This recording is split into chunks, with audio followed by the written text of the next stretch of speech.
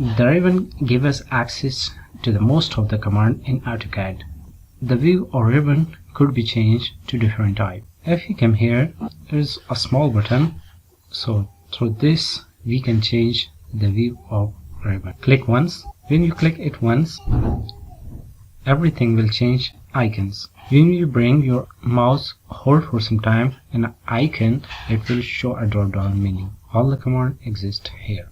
If you click it for the second time, you will see panel titles. And panel titles, you can hold your mouse here and it will show the same commands it was earlier exist.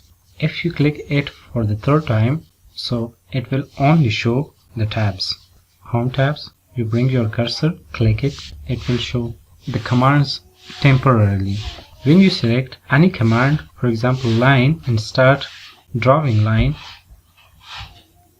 those commands will disappear. If you click it for the fourth time, it will change to the full show of ribbon. This was how to change the view of your ribbon.